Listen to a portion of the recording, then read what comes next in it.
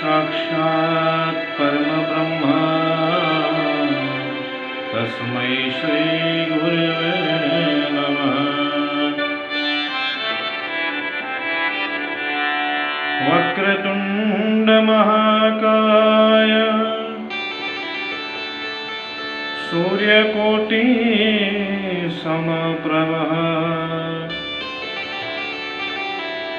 निर्विघ्नं कुरु मे देव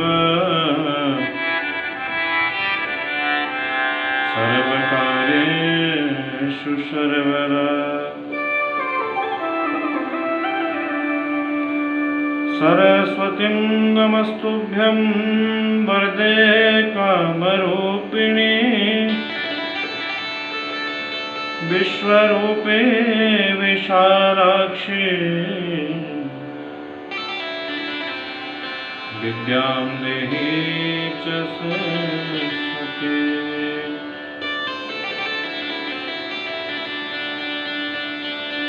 त्र्यंबकं यजामहे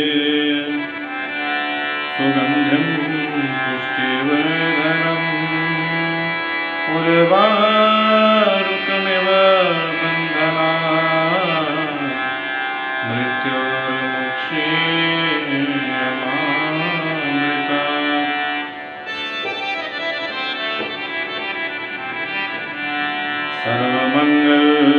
सर्वमङ्गलमाङ्गल्ये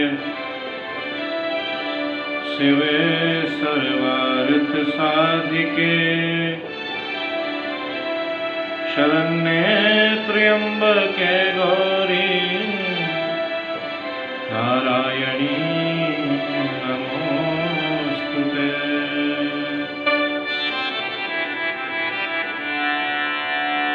मंगलं भगवान् विष्णु मंगलं गरुडध्वज मंगलं पुंडरीकाक्षं मंगलाय तनोहरि।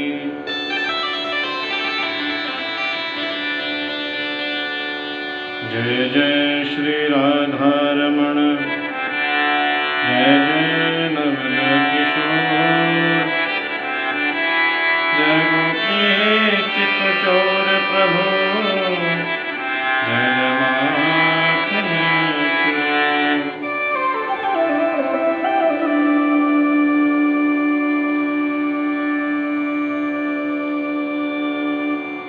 आप सभी को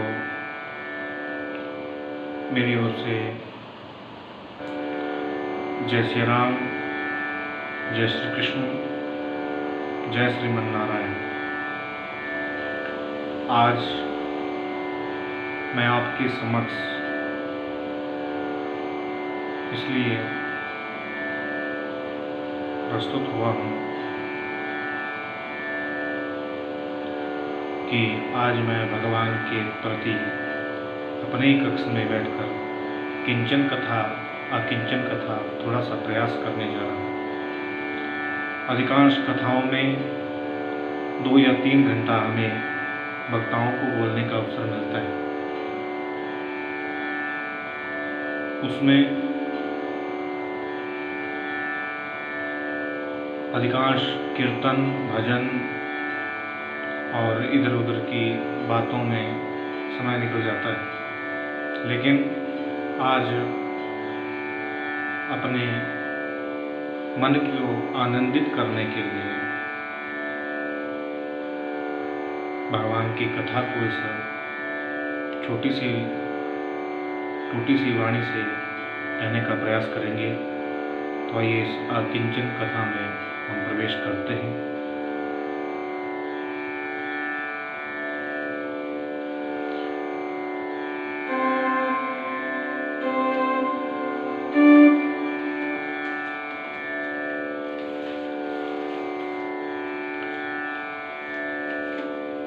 ये कथा भागवत की कथा है और इसमें जो हमने संत महात्मा गुरुजनों से जो शिक्षा दीक्षा प्राप्त की है उसके अनुसार जो है आपको यह कथा श्रवण करवाई जाएगी। तो भगवान कहते हैं, श्रीमद्भागवतम् आख्योऽयं प्रत्यक्ष कृष्णेव हि स्वीकृतोऽसि मया नाथ मुक्तोऽर्थं भवसागरे।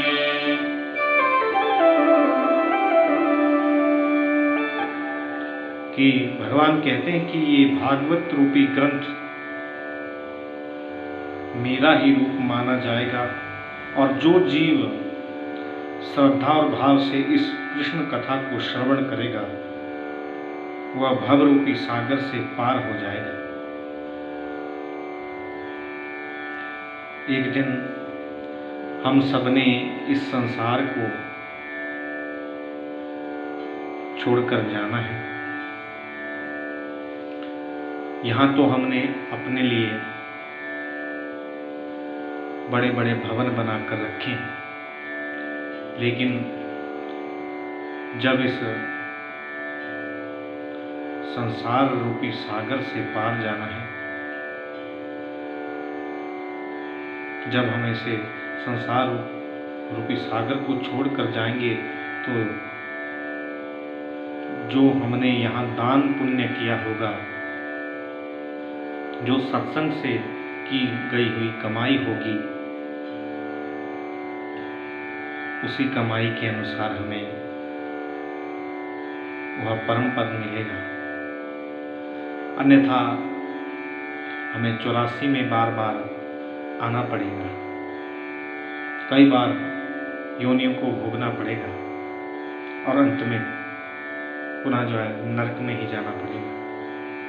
इसलिए इस संसार से पार ले जाने वाले एक ही हैं, कन्हैया।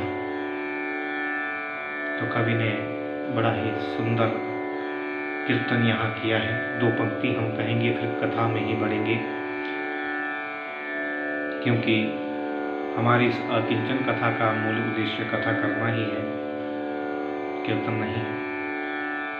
वैसे बिना कीर्तन से कथा की सार्थकता नहीं होती है, लेकिन जो हमने गुरुजनों से जो प्राप्त किया है वह आपके समक्ष इस अकिंचन कथा में रखेंगे।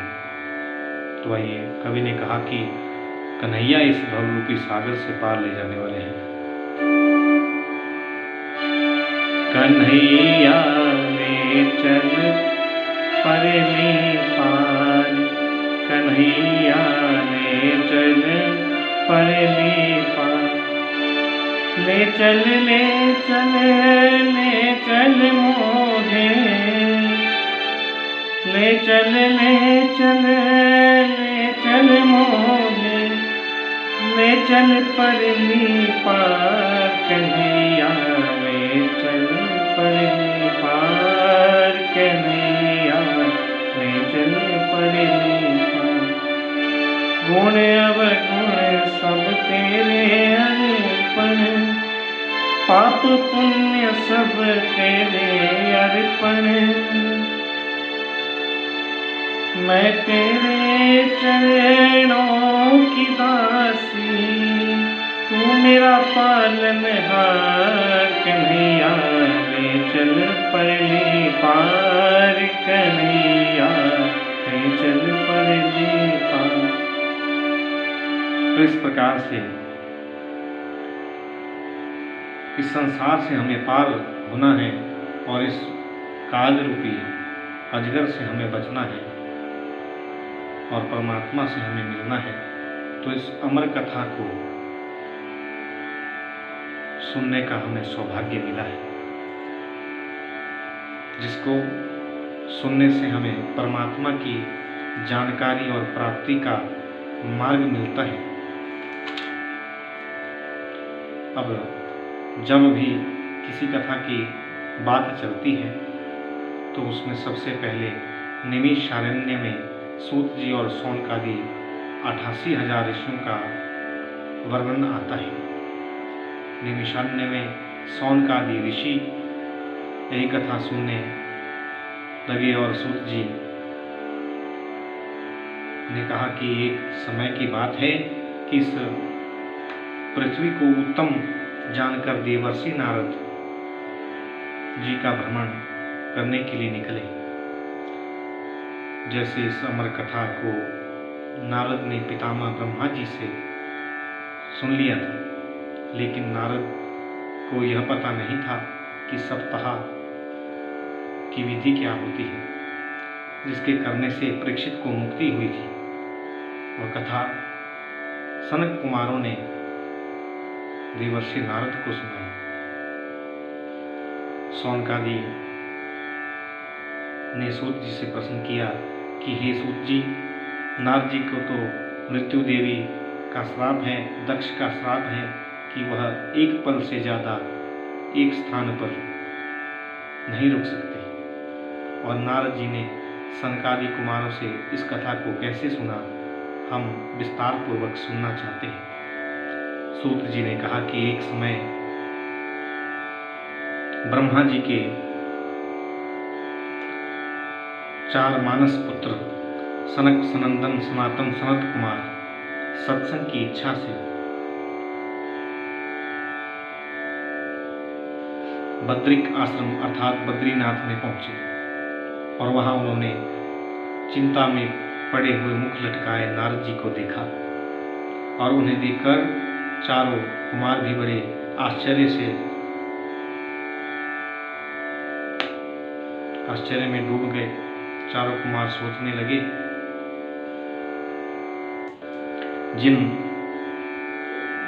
नारद के दर्शन से जो है भगवान मिल जाते हैं, जिन नारद जी के मुख में सदैव भगवान का नाम रहता है और मुख में सदा आनंद रूपी मुस्कान रहती है, वो तो आज है ही नहीं। और तो और आज तो नारद जी भगवान का 4 अक्षर का नाम नारायण नारायण जपना भूल गए हैं। यह चिंताग्रस्त आश्चर्य को देखकर चारों कुमारों ने नारद जी से उनका चिंता का कारण पूछ लिया। कथम ब्रह्मादिन मुख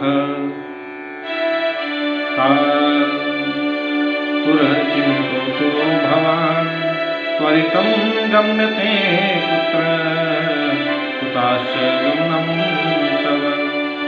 अरे नारद जी, आप चिंताग्रस्त होकर इधर उधर कहाँ भाग रहे हो? नारद जी, सब ठीक तो है ना? तब नारद जी ने कहा, हे ब्रह्म कुमारों, अब आप संतों के दर्शन हुए हैं, अब हमारे मन का संताप, मन की चिंता दूर हो जाएगी, क्योंकि आप ब्राह्मणों से बढ़कर परम ज्ञानी कौन होंगे? नारद जी बोले, अहम तो पृथ्वी यातो ज्ञात्वा सर्वोत्तमामिति पुष्करं च प्रयागं काशीं गोदावरीं तथा हरिक्षेत्रं कुरुक्षेत्रं श्रीरंगं सेतुबन्धनम् एवमादिषु तीर्थेषु ब्रह्मांड इतस्ततः। हे ब्रह्म कुमारों, मैं इस पृथ्वी को उत्तम नगर जानकर, उत्तम लोग जानकर पुष्कर, प्रयागराज, हरिद्वार इत्यादि अनेक तीर्थों में घूमा, लेकिन मुझे कहीं भी संतोष नहीं मिला। कोई भी संतोषजनक स्थान मैंने नहीं देखा। नापश्यं कुत्रचित् शर्मः मनसन्तोषकारकं कलीनाम् अधर्ममित्रेण भार्यं बाधिताधुना। इस अधर्म के साथी कलयुग ने आकर ना जाने सभी मनुष्यों और जीवों को क्या कर दिया है। जहाँ तीर्थ है वहाँ लाल पीले वस्त्रों को पहनकर संतों साधुओं जैसे रूप बनाकर पाखंडियों ने अपना स्थान बना लिया है।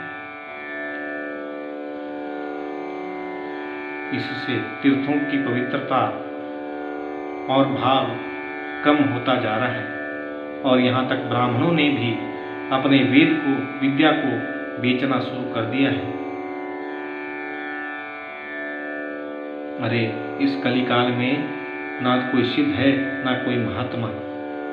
मंदासु मंदमतयो मंदभाग्या पादुता पाखंड निरस्ता संतो विरक्ता निद्रातिषु सत्यं नास्ति तपः शौचं दया दानं न विद्यते उदरभरणो जीवा वराकाकूट भाषिणः। जब मैं वृंदावन धाम में यमुना नदी के तट पर पहुंचा तब मैंने एक बड़ा ही आश्चर्य देखा कि एक नौजवान स्त्री है, एक युवती स्त्री है, एक सोने के पलंग पर सोई हुई है और कई दास दासियां उसकी सेवा कर रही है। कोई उसके पांव दबा रही है, कोई उसको फल खिला रही है, कोई कई प्रकार से उसकी सेवा हो रही है। लेकिन इतनी सेवा होने पर भी वह स्त्री दुखी है। वह रुदन कर रही है कि वृद्धो रुदौ पातितो पार्श्वे निस्वान् संतावचेतनौ शुष्यन्ति प्रभोजन्ति रुदती च पयोपुरः। और दो वृद्ध पुरुष उसके चरणों में पड़े हुए हैं। वह स्त्री उन्हें जगाने का प्रयास करती है, लेकिन उनको अचेत देखकर कभी कभी रोने लगती है। तब मैंने मन में विचार किया कि मैं इस देवी को पूछता हूँ कि तुम्हारे पास सब सुख होते हुए भी तुम क्यों रो रही हो, तुम्हारे दुख का कारण क्या है। मैं उस देवी के पास गया और मैंने पूछा, काशी त्वं कामिमोचे मः नार्या का पद्मलोचना वद देवी सा विस्तारं स्वस्य दुःखस्य कारणम्। हे देवी, तुम कौन हो? ये वृद्ध दो पुरुष कौन हैं? और ये अन्य देवियां कौन हैं? आप मुझसे अपने दुख का कारण कहो। तो वह देवी बोली कि अहम भक्ति रीति ख्याता किमो में तनयो मतो ज्ञान वैराग्य नामानो कालयोगेन जर्जरौ। कि मैं भक्ति महारानी हूँ, ये ज्ञान वैराग्य नामक के मेरे पुत्र हैं, जो समय के बदल जाने पर वृद्ध होकर जर्जर हो गए हैं। और ये गंगद्या सरितस्ते महा मद सेवार्थं समागता तथापि न च मे श्रेया सेवितायां सुरेरपि। और ये गंगा इत्यादि नदियां मेरी सेविकाएं हैं, लेकिन इनसे भी मुझे कोई सुख नहीं है। उत्पन्ना द्रविड़े साहं वृद्धिं कर्णाटके गता क्वचित् क्वचित् महाराष्ट्रे गुर्जरे जीर्णतां गता तत्र घोरकलेर्योगात् पाखण्डे खण्डिताङ्गका दुर्बलाहं चिरं याता पुत्राभ्यां सह। वृन्दावनं पुनः प्राप्यं नवनेव स्वरूपिणी जाताहं युवती सम्यक पृष्ठारूपतु साम्प्रतम्। मैं द्रविड़ देश में उत्पन्न हुई,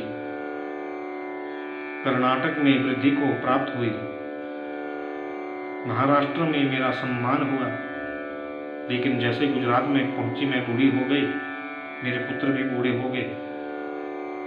और जब मैं वृंदावन में पहुंची तो मैं तो युवती हो गई, लेकिन मेरे दोनों पुत्र ज्ञान वैराग्य बूढ़े ही रहे। इसी से मैं दुखी हूँ। नारद जी ने देखा और कहा कि ऐसा कैसे हो सकता है, होना तो ये चाहिए कि घटते जठरा माता तरुणो कन्यावृति। माता वृद्ध हो और पुत्र जवान हो, इसलिए देवर्षि नारद मेरे इन पुत्रों को जवान करने का उपाय बताइए। नारद जी बोले, हे देवी, जिस दिन से कलयुग आ गया है ना, महाराजा परीक्षित ने उसे जब से स्थान दिए, ये उसी का दुष्ट प्रभाव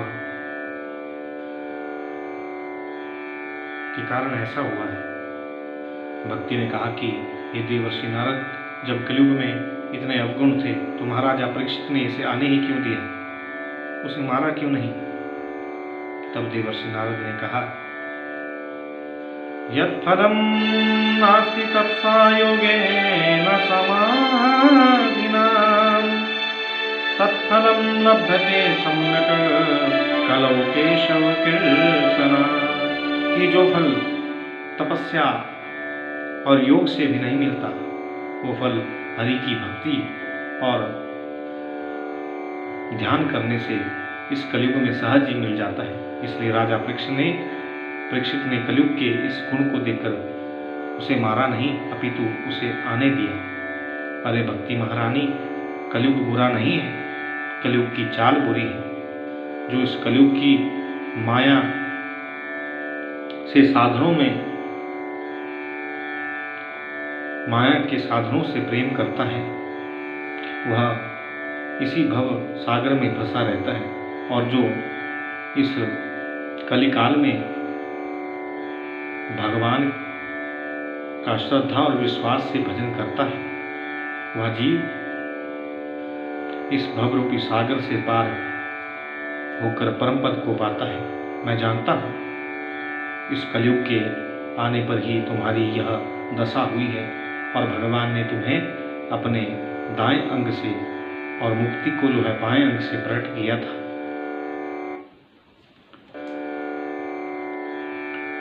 और जब सतयुग, त्रेता, द्वापर ये 3 युग थे तब मुक्ति नाम की दासी जो है तुम्हारे साथ रही।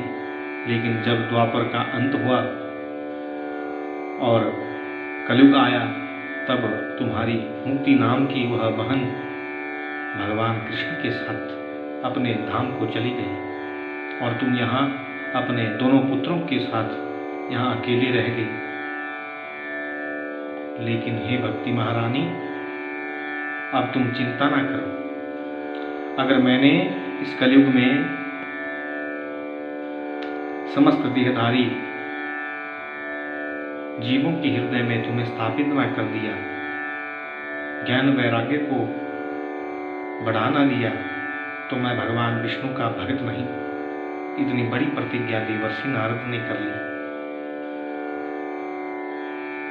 सबके सामने उनको जगाने के लिए देवर्षि नारद जी ने गीता का पाठ किया, वेदों का पाठ किया कि ओमेति एकाक्षरम ब्रह्म व्याहरन् मामो स्मरन् याति यत् जन्म देहम स याति परमां गतिम्। गीता के श्लोकों को बोला, वेदों का घोष किया।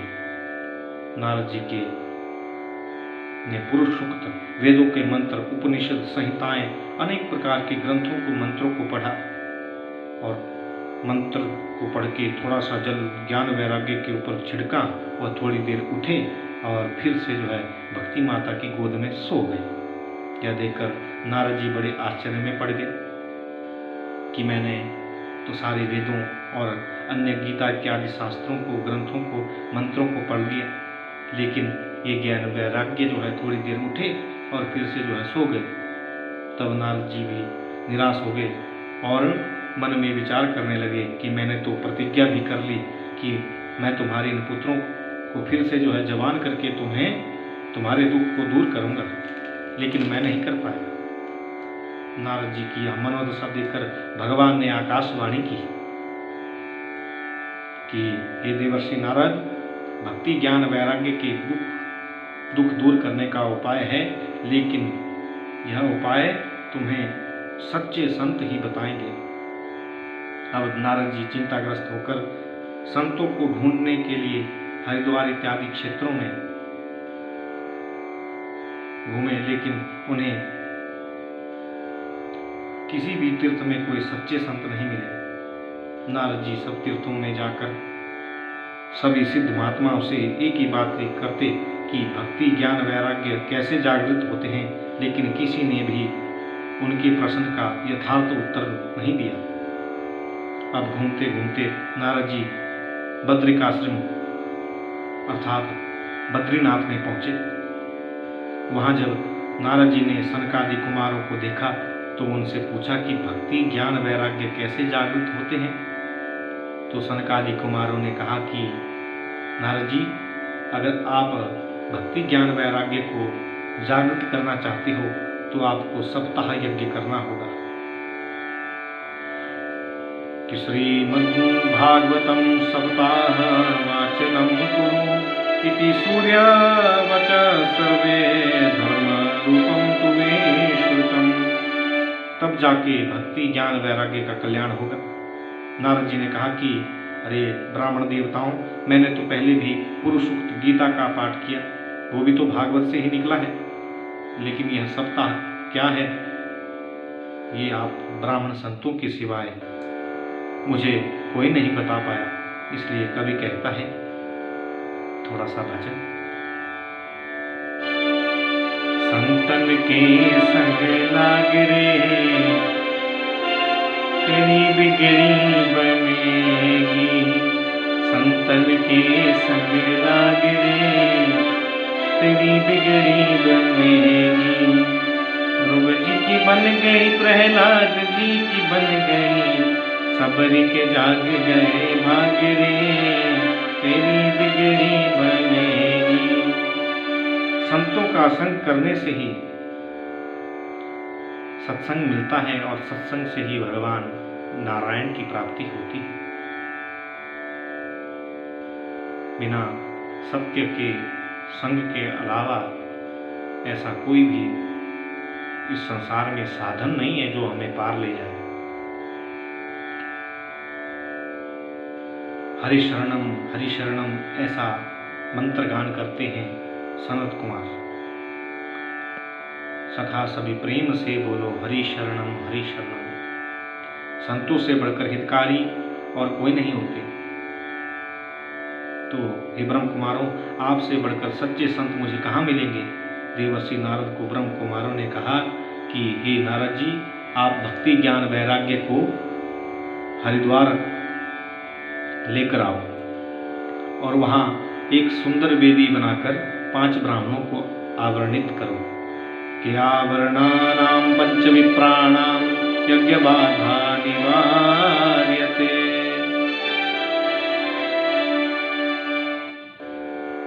कि यज्ञ की निर्विघ्नता के लिए माँ गौरी गणेश ग्राम कुल इष्ट देवता श्री ओमकार मंडल का पूजन करें। विष्णु पंचायतन में विष्णु गणेश शिव दुर्गा सूर्य तथा सर्वतोभद्र मंडल में गायत्री ब्रह्मा इत्यादि देवताओं का आवाहन स्थापन प्राण प्रतिष्ठा यथाविधि पूजन करें। सोने के सिंहासन पर भागवत भगवान को स्थापित करके वेदिका का निर्माण करके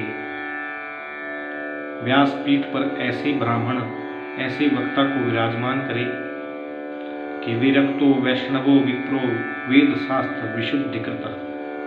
जो विरक्त हो, वैष्णव हो, किसी भी प्रकार की तृष्णा उसमें ना हो,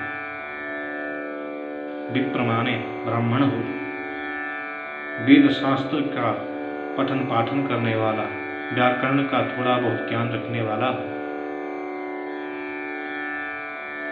और जिसके मुख से निकली हुई वाणी भक्तों के कर्ण रंध्रों में जाकर कामधेनु के दूध के समान भगवान की यह कथा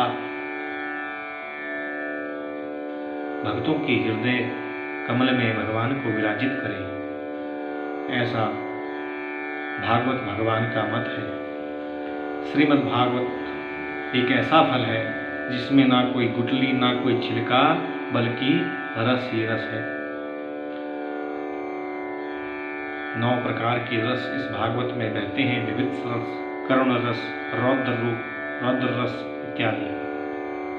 जो इस रस को एक बार पी लेता है वह बार बार इस रस को पीने की इच्छा करता है और हर बार इसे पीकर वह नया ही अद्भुत स्वाद की अनुभूति करता है। अब शौनकादि ऋषियों ने पूछा कि भागवत कहते किसे हैं और इसे कितनी बार सुनना चाहिए। सूत जी ने कहा कि हे ऋषियों, भागवत का अर्थ है भ से भक्ति, ग से ज्ञान, व से वैराग्य और त से त्याग, अर्थात जो परमात्मा की भक्ति को अपने हृदय में बैठाकर भगवत संबंधी ज्ञान प्राप्त करके और जीवन को मन से वैरागी बनाकर हरि नाम का सहारा लेकर अपना तन मन धन सब भगवान के चरणों में अर्पण कर देता है, उसी का जीवन भागवत बन जाता है। इसलिए जो भगत श्रद्धा भाव विश्वास से भागवत रूपी ग्रंथ को अपने पितरों के निमित्त घर में लाते हैं या स्थापना करते हैं, तो इंद्र इत्यादि देवता, गंगा इत्यादि नदियाँ, सभी तीर्थ वहाँ जो है पहुँच जाते हैं। और तो और हनुमान जी भी प्रभु की कथा सुनने के लिए दूर दूर से वहाँ चले आते हैं। इन्हीं भागवत भगवान के अंतर्गत आप सभी भगत भगवान के 24 अवतारों का वर्णन श्रवण करेंगे और कन्हैया की लीलाओं का भी आप आगे श्रवण करेंगे, क्योंकि कन्हैया तो बड़े रसिक हैं और रसिक और भावुकों को ही यह कथा मिलती है। कवि ने सुंदर कीर्तन कहा है, रसिया है मेरो बांके बिहारी लाल, मुकुट है तेरे छाल, तिरछी है चितवन, तिरछे मुकुट पे है चंपा सिलटकन, गालन पे सोहे काले काले घुंघराले बाल, रसिया है मेरो बांके बिहारी लाल। बोले बाल कृष्ण लाल की।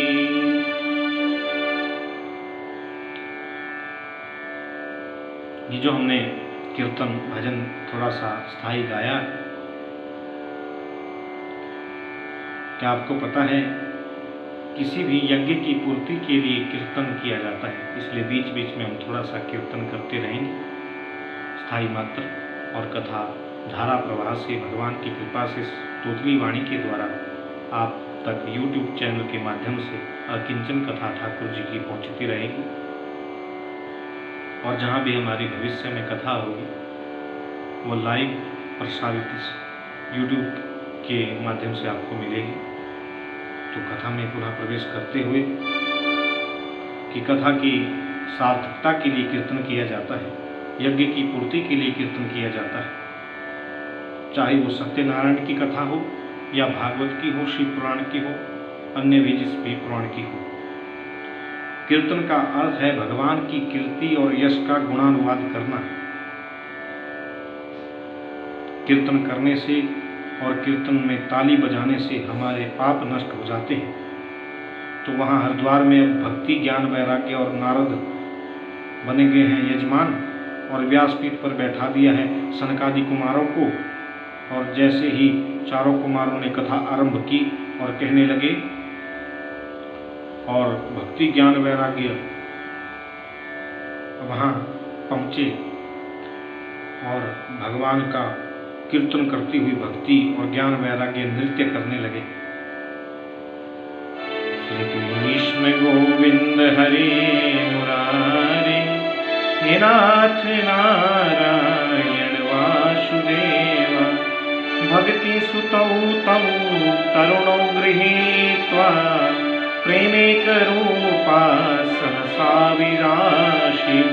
श्री कृष्ण गोविंद हरे मुरारे, हे नाथ नारायण वासुदेवा।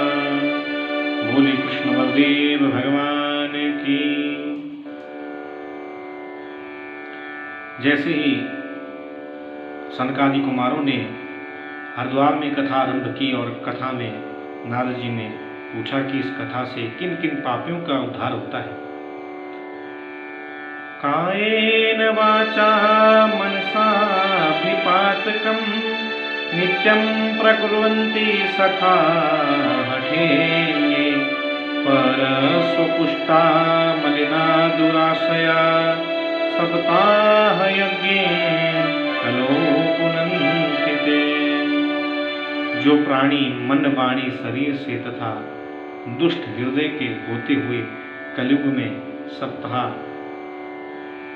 पाप करते हैं ना, जो मन से वाणी से अपनी काया से किसी भी प्रकार का पाप करते हैं, वह इस कलयुग में सप्ताह यज्ञ विधि कराने से जो है तत्काल उनके पाप नष्ट होकर वह भगवान के धाम को प्राप्त होते हैं, मोक्ष को पाते हैं। चाहे मांस खाने वाला हो, चाहे कितनी भी पापी हो, सबका उद्धार इस भागवत की कथा से हो जाता है। सनकादि मुनि कहते हैं कि हे नारद जी, अब हम आपको एक प्राचीन इतिहास सुनाते हैं कि तुंगभद्रा तटे पूर्वम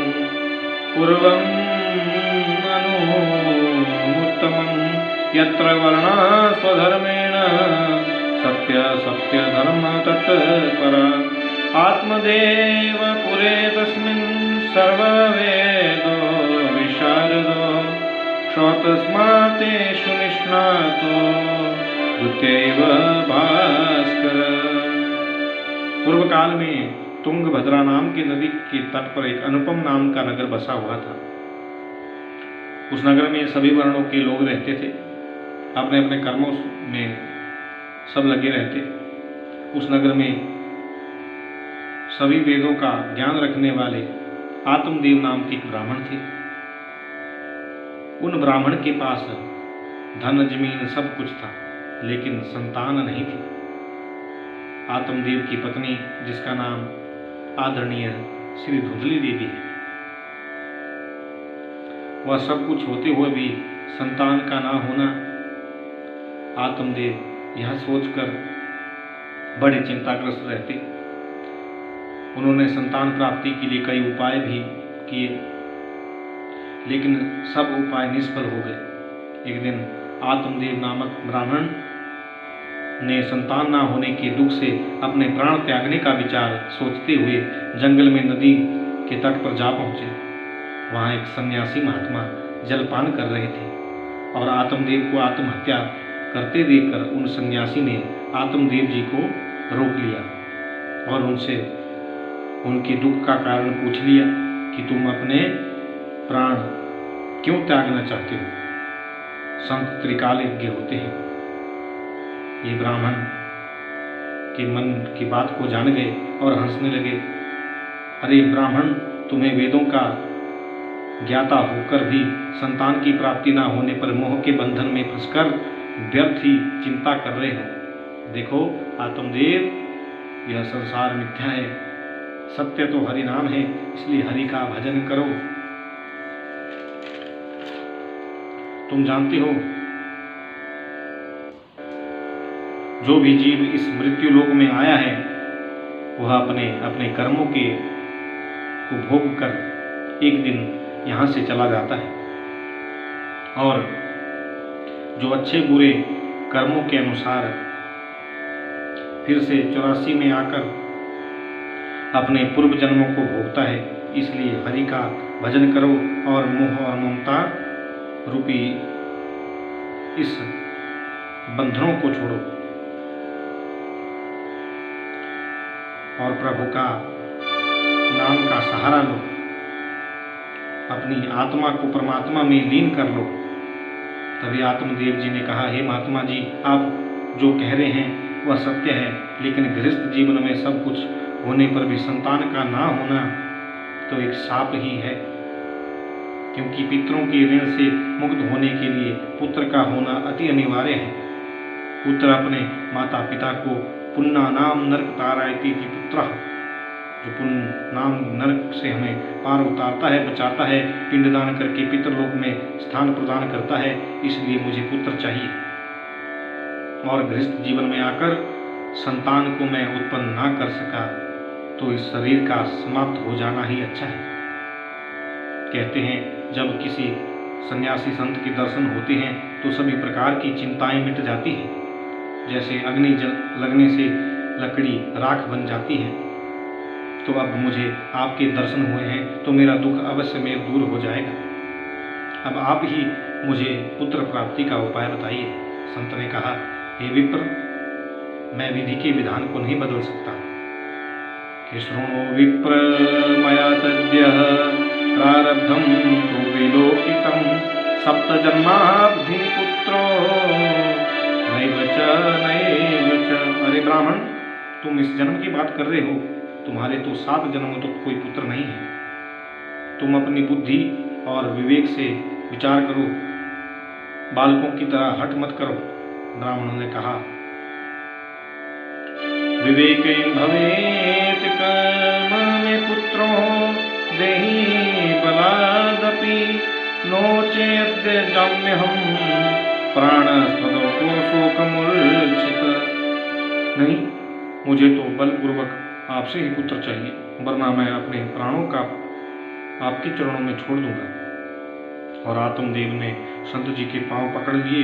यह देखकर संत ने देखा कि ये ऐसे नहीं मानेगा, और संत जी ने अपने झोली से एक नर फल निकाला और कहा, तस्याग्रहं समालोक्य फलमेकं सगतवान् इदं भक्ष्यं पत्न्या तव ततः पुत्रो भविष्यति। कि तुम अपनी पत्नी को इस फल को खिला देना और कहना 270 दिन अर्थात 9 महीने नियम से रहे और वे एक सुंदर बालक को जन्म देगी। ऐसा कहकर संत तो चले गए। इधर संत का आशीर्वाद रूपी फल पाकर आत्मदेव जी ने अपने घर पहुँचे और उन्होंने अपनी पत्नी को सारी बात बताकर फल उसे दे दिया। उसी समय धुंधली की बहन, जिसका नाम था धूमधली, वहाँ पहुँची। वो अपने 2 पुत्रों को साथ में लेकर आई। बहन को आता देखकर धुंधली ने वह फल छुपाना चाहा, लेकिन उसकी बहन ने देख लिया और पूछा, अरे बहन, क्या छुपा रही हो, जरा हमें भी तो बताओ। जीजा जी क्या लेकर आए हैं? तो धुंधली ने सारी बात अपनी बहन को बता दी। धुंधली की बहन हंसने लगी और बोली, अरे ओ बहन, कभी फल खाने से भी पुत्र हुआ है, लेकिन हो जाता है तो खा ले। लेकिन इस अवस्था में तू पुत्र को जन्म देगी तो तू ही जान। अगर इस बुरी अवस्था में गर्भ टेढ़ा हो गया तो मैंने सुना है उनकी माता की मृत्यु भी हो जाती है। यह बात सुनकर धुंधली डर गई और अपनी बहन से बोली, अब तू ही बता क्या किया जाए। देख बहन, तेरे पति पुत्र ही चाहते हैं, तो मेरे पास 2 फल पहले से ही हैं और तीसरा मेरे गर्भ में पल रहा है। तू मेरा पुत्र ले लेना और बदले में मुझे कुछ धन दे देना। मेरे यहाँ धन नहीं है, तेरे यहाँ पुत्र नहीं है, दोनों का काम बन जाएगा। और रही इस महात्मा के फल की बात, तो तेरी गौ भी कहाँ प्रसूता होती है, परीक्षा के लिए अपनी गौ को इस फल को खिला दे। लेकिन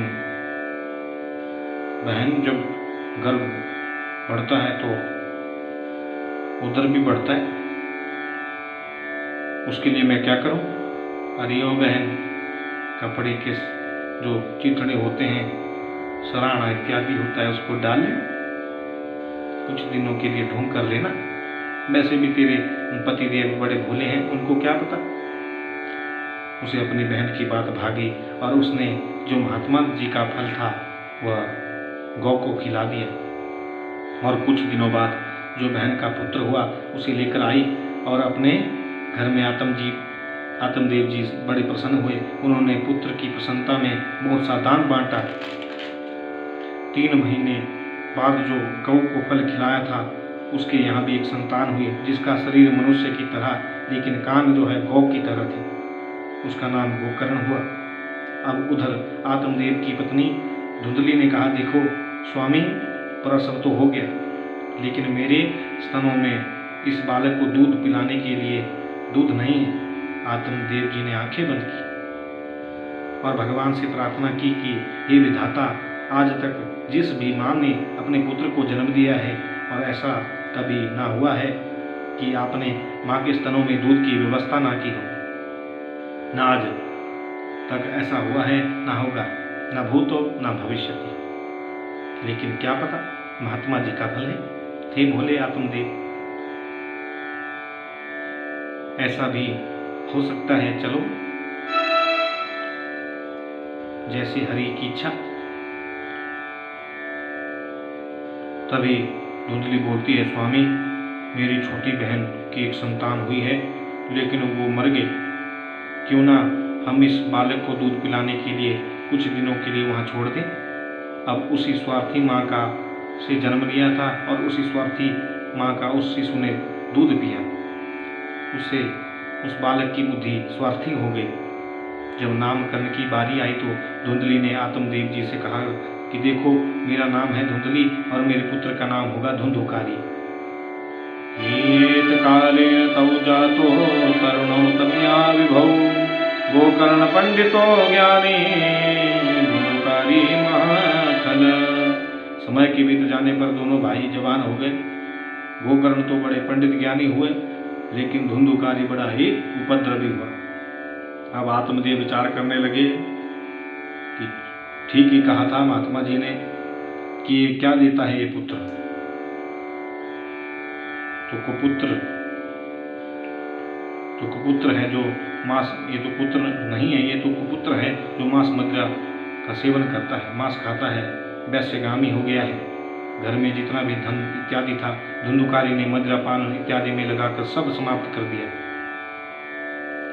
एक दिन शराब के नशे में पिता से कहता है, पिताजी मुझे धन दो। आत्मदेव जी ने कहा, जो धन था तुझे दे दिया, अब मेरे पास कुछ नहीं है। तो धुंधुकारी ने क्रोध में आकर आत्मदेव जी को थप्पड़ लगा दिया। अब आत्मदेव जी को उन संत महात्मा के वचन याद आ गए। ठीक ही कहा था महात्मा जी ने कि ये पुत्र हठ तुम्हें एक दिन पश्चाताप जरूर कराएगा। अरे, पुत्र को प्राप्त करने के लिए माता पिता क्या क्या कष्ट नहीं उठाते। यह मन में संताप को रखते हुए आत्मदेव जी ने जंगल में जाकर अपने प्राण त्याग दिए। गोकर्ण जी से ज्ञान उपदेश लेकर आत्मदेव जी ने जंगल में भगवान का ध्यान करके प्राण त्यागे। यह देखकर पंडित गोकर्ण जी तीर्थ यात्रा पर फिर चले गए। एक दिन धुंधुकारी अपनी माता के पास आया और कहा, मुझे मदिरा पान के लिए धन चाहिए, मुझे धन दे। माता ने कहा, आज तक जो भी मेरे पास था धन खजाना, जो गहने थे, मैंने सब तुझे दे दिए हैं। अब मेरे पास मेरे प्राणों के अलावा कुछ नहीं है। लेकिन धुंधुकारी ना माना, कहने लगा, तूने कहीं न कहीं तो छुपाया होगा, जल्दी कर। धुंधली ने कहा, तू सब कुछ तो बेच चुका है, मेरे प्राण के अलावा मेरे पास कुछ नहीं। तो सामने खड्ग पड़ा हुआ था, खड्ग को उठाता हुआ माँ को मारने के लिए तैयार हो गया, दौड़ पड़ा। तब दौड़ते दौड़ते धुंधली एक कुआं में गिर जाती है और वहाँ पर अपने प्राण त्याग देती है। अभी बुरी आदतों को होने पर भी धन न मिलने पर धुंधुकारी ने चोरी करना शुरू कर दी। उसने एक दिन साहूकार के राजा के धन को चुराकर वैश्यों के पास आ पहुंचा। वैश्यों ने विचार किया कि इसके पास तो धन नहीं था, हो ना हो इसने चोरी की है। वैश्यों ने गरम गरम अंगारे जो है उसकी आंखों में डाल दिए और गड्ढा करके उसे वहीं दबा दिया और मार दिया। और उसका सारा धन लेकर जो है वैश्याएं जो है वहाँ से चली गई और वह महान पिशाच की योनि को प्राप्त हुआ, महाप्रेत बन गया। गोकर्ण महात्मा को जब पता चला कि मेरे परिवार में सभी मर गए हैं, तो उन्होंने सभी के लिए गया श्राद्ध इत्यादि किया। यात्रा से जब घर आए और रात्रि होने पर जब वे विश्राम करने लगे तो उनकी छाती के ऊपर वह धुंधुकारी वह प्रेत बैठकर रोने लगा। गोकर्ण जी ने पूछा, अरे भाई तू कौन है और कहाँ से आया है? तो कहता है, अहम भ्राता त्वदीयोऽस्मि धुन्धुकारिति नामतः स्वकीयेनेव दोषेण ब्रह्मत्वं नाशितं मया। हे भैया, मैं तुम्हारा भाई धुंधुकारी हूँ और मैंने अपने पाप कर्मों से अपने ब्रह्मत्व को नष्ट कर दिया है। गोकर्ण ने कहा कि मैं तो तुम्हारे निमित्त गया श्राद्ध करके आया हूँ, क्या उससे तुम्हारी मुक्ति नहीं हुई? अरे भैया, एक गया श्राद्ध क्या, आप मेरे लिए 1000 गया श्राद्ध भी करेंगे तो भी मेरी मुक्ति नहीं होने वाली, क्योंकि मैं उत्तम श्रेणी का पापी हूँ। मैं माता पिता का हत्यारा हूँ, गुरुद्रोही हूँ, मदिरापान करने वाला हूँ, वैश्यगामी हूँ। मैंने तो अपने माता पिता को भी थप्पड़ लगाया है। यहाँ कवि ने एक छोटा सा भजन किया है कि अपने जीते जी अपने आप अन्य रिश्ते बना सकते हैं, बहन बना सकते हैं, भाई बना सकते हैं, गुरु भी कितने बना सकते हैं। कोई भी रिश्तेदारी आप किसी के साथ बांध सकते हैं, लेकिन किसी को आप माँ और पिता नहीं कह सकते। इसलिए माँ पिता जिसको मिले हैं बड़े पुण्य से, सौभाग्य से मिले हैं। इसलिए कवि ने कहा है, माँ बाप से बढ़कर जग में नहीं दूजा कोई ठिकाना, जिसने तुझे जन्म दिया है दिल उसका नहीं दुखाना। पहले तेरी माँ ने तुझको 9 महीने पेट में ढोया, खुद गीले में माँ सो गई, सूखे में तुझे सुलाया। बड़ा कर्ज है माँ का तुझ पे, इस कर्ज को तूने कैसे चुकाना। जिसने तुझे जन्म दिया है दिल उसका नहीं दुखाना। बड़ा कर्म है माँ का तुझ पर, उस कर्ज को तूने क्या चुकाना। इसलिए माँ बाप का मिलना भगवान का साक्षात मिलना है। माँ बाप से बढ़कर कोई भगवान नहीं होते, कोई गुरु नहीं होते। गोकर्ण महात्मा ने कहा, तू अब मेरी छाती से हट जा भैया, मैं सुबह होते ही तेरी मुक्ति का उपाय करूंगा। प्रातःकाल होने पर गोकर्ण महात्मा ने अपना स्नान जप पूजन इत्यादि किया और सूर्य भगवान को अर्घ्य देने लगे। के ही सूर्य संस्रांसो तेजुरा से जगतपते, अनुकंप्य मां भक्त्या प्रणर्घ्यं दिवाकर।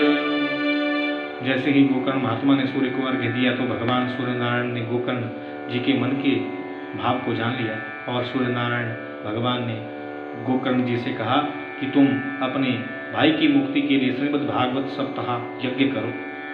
सूर्य भगवान के ऐसे वचन सुनकर गोकर्ण महात्मा अपने बंधु वर्गों के साथ सप्ताह यज्ञ करने को तैयार हुए। गोकर्ण महात्मा ने जब कथा आरंभ की तो वह प्रेत वहाँ आया, लेकिन जब हवा चलती तो प्रेत हवा में तिनके की भांति जो है उड़कर दूर चला जाता। तो उस धुंधुकारी प्रेत ने व्यास आसन पर विराजमान गोकर्ण महात्मा से प्रार्थना की कि हे भैया, मैं इस कथा को एकाग्र विधि से सुनना चाहता हूँ।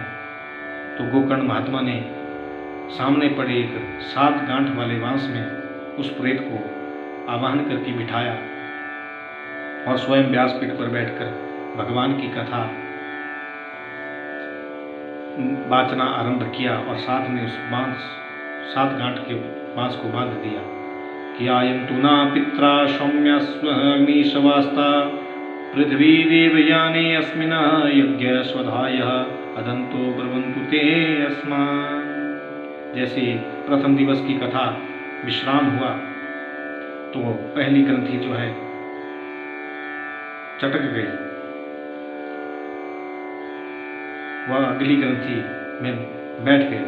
ऐसा करते करते 7 दिन जब हो गए तो एक एक करके सातों की सातों ग्रंथियां चटक गई और वह प्रेत दिव्य देव रूप धारण करता हुआ भगवान विष्णु की तरह चतुर्भुजी पीली पीताम्बरी पहनकर चतुर्भुजी नारायण जैसा रूप धारण करता हुआ भागवत जी का धन्यवाद करने लगा और कहने लगा, धन्य भागवती वार्ता प्रेत पीड़ा विनाशिनी सप्ताहो अपि तथा धन्य कृष्ण लोक फल प्रद।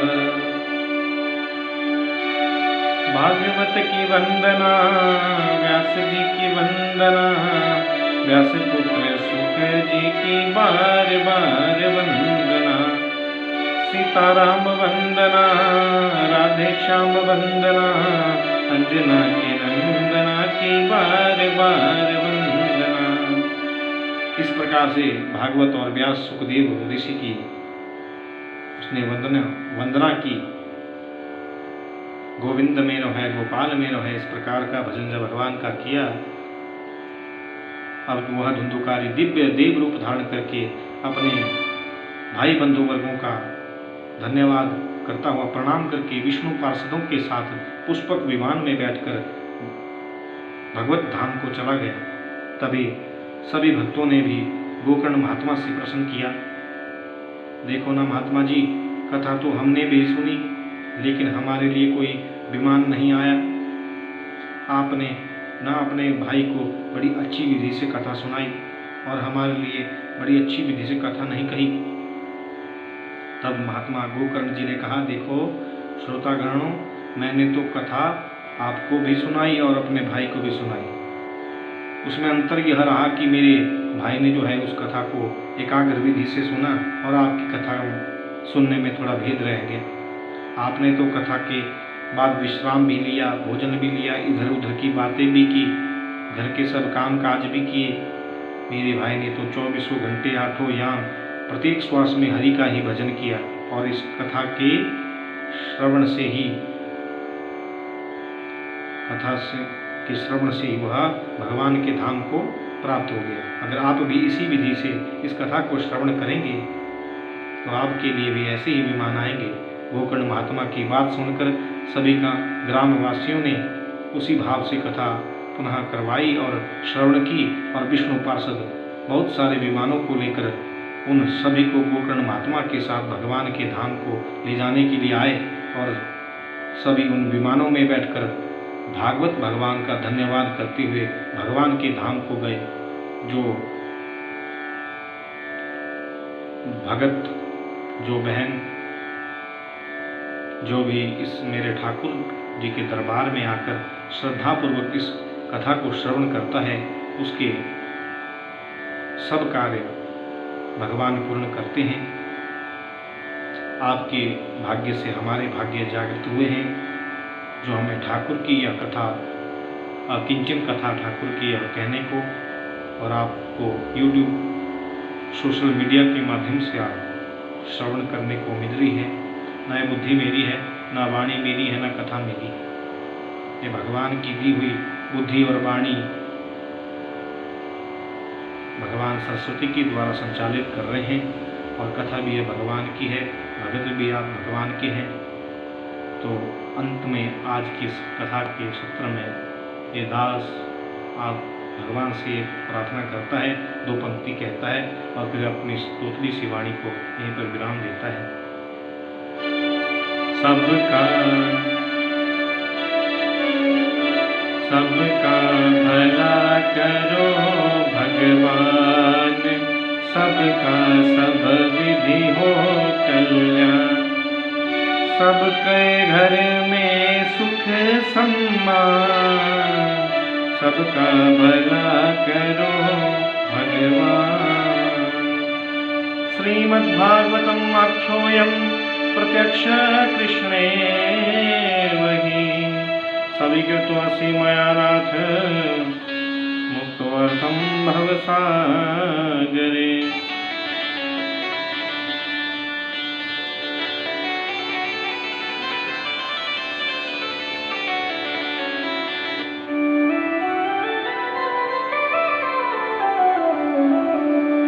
तो आज की यह कथा यहीं विश्राम लेती है। द्वितीय दिवस की कथा में कल प्रवेश करेंगे। तो हमारे